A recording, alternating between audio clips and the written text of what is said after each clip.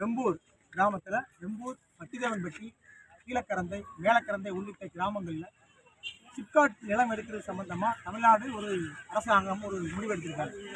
மக்கள்கிட்ட இதுவரைக்கும் எந்த ஒரு கருத்து கேட்புமே நடத்தாமல் அது தனி தாசில்தார்கள் ஒரு 5-6 தாசில்தார்களை போட்டு விவசாய நிலங்களை சிப்காட் நிலம் எடுப்புக்கு எடுத்துக்கிட்டு இருக்கிறாங்க. அது சம்பந்தமாக கலெக்டர்கிட்ட பேசுறதுக்காக நாங்கள் கிராம மக்கள் எல்லா ஒரு கிராம மக்களும் சேர்ந்து இங்கே வந்திருக்கிறோம். இது என்னன்னா, இது முழுக்க முழுக்க விவசாயத்தை அழித்தொழிக்கும் செயல். தமிழ்நாடு அரசானது விவசாயத்தை அழித்தொழிக்க வேண்டும் அப்படிங்கிற நோக்கத்தோடு செயல்படுற மாதிரி தான் நாங்கள் இதை பார்க்குறோம். இது இந்த திட்டம் செயல்படுத்துறதுக்கு தொழிலுக்கு நாங்கள் எதிர்ப்பான ஆட்கள் இல்லை. திட்டம் செயல்படுத்துறதுக்கு ஈசிஆர் சாலையில் போதுமான நிலங்கள் இருந்தும் தமிழ்நாடு அரசாங்கம் குறிப்பாக வெம்பூர் பகுதியில் நல்ல விவசாயம் நடந்துக்கிட்டு இருக்கிற ஒரு தோட்டம் மற்றும் மானாவாரி விவசாயிகள் சிறப்பாக இருக்கிற ஒரு பகுதியில் ஆடு மாடே ஒரு பிரதானமான ஒரு தொழிலாக வச்சு பண்ணிக்கிட்டு இருக்கிற இந்த பகுதியை தேர்ந்தெடுத்துருக்குங்கிறது ஏதோ ஒரு உள்நோக்கம் இருக்கிறதா நாங்கள் நினைக்கிறோம். ஏன்னா கடந்த 5 ஆண்டுகளுக்கு முன்பாக இந்த பகுதியில் சிப்காட் இடம் எடுக்க போகிறதா ஒரு செய்தி பரவுச்சு. அது என்ன காரணம் பார்த்தா, பெரும் முதலாளிகளும் அதிகார வர்க்கத்தில் இருக்கிறவங்களும் இங்கே இருக்கிற ஒரு சில குறைந்தபட்சமான தரிசு நிலங்களை அவங்க குறைந்த விலைக்கு வாங்கி இப்போ அதை அரசாங்கத்துக்கு சிப்காட் மூலமாக அதிக விலைக்கு விற்கிறது நோக்கத்தோட இந்த நில எடுப்பு நடத்துறதுக்காக இந்த திட்டங்களை அவங்க மூலமாக வந்திருக்காங்க. கிராம மக்கள் நாங்கள் சந்தேகப்படுறோம். இது மட்டும் இல்லாமல் இந்த கிராமத்தில் இருக்கிற 90% மேலான நிலம் அரசு கையகப்படுத்தும் போது வெறும் 1000 மக்கள் வாசிக்கக்கூடிய இந்த பகுதியில் ஒரு 70 ஏக்கரை விட்டுட்டு ஒட்டுமொத்த நிலத்தையுமே அரசாங்கம் எடுக்குது. இது எந்த வகையிலும் நியாயம் கிடையாது.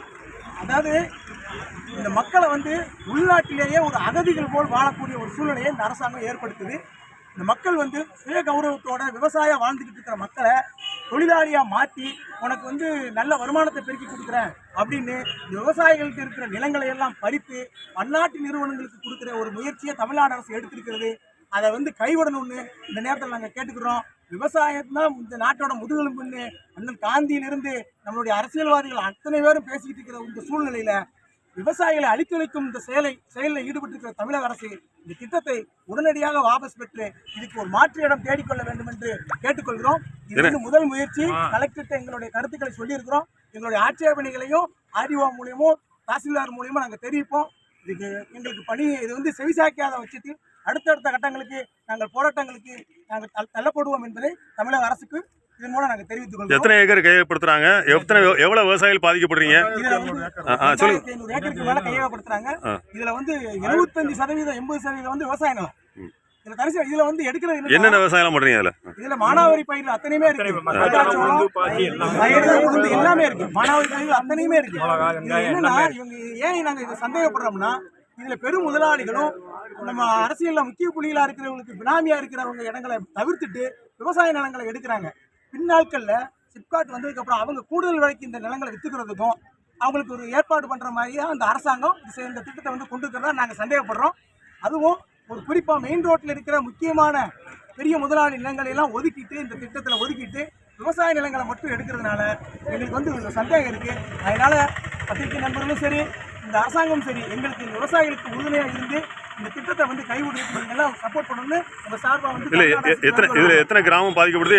எவ்வளவு பேர் மக்கள் எவ்வளவு பேர் பாதிக்கப்படுறீங்க? அதாவது ஒரு பஞ்சாயத்து, வெம்பூர் பஞ்சாயத்து, பட்டிதேவன்பட்டி பஞ்சாயத்து, கீழக்கரந்தை பஞ்சாயத்து, மேலக்கரந்தை பஞ்சாயத்து, 4 பஞ்சாயத்து இருக்கு. ராமசாமிபுரம் வெம்பூர் பஞ்சாயத்திலே வரும். கிராமம் 4 பஞ்சாயத்துல இருந்தாலும் இதுல 5000 பேருக்கு மேல இந்த பகுதி வசிக்கிற பகுதி. இதுல ஒரு 70% மக்கள் பாதிக்கப்படுவாங்க. சரி, தேங்க்யூ. உங்க பேரு? என்னுடைய பேரு சரவணகிருஷ்ணன்.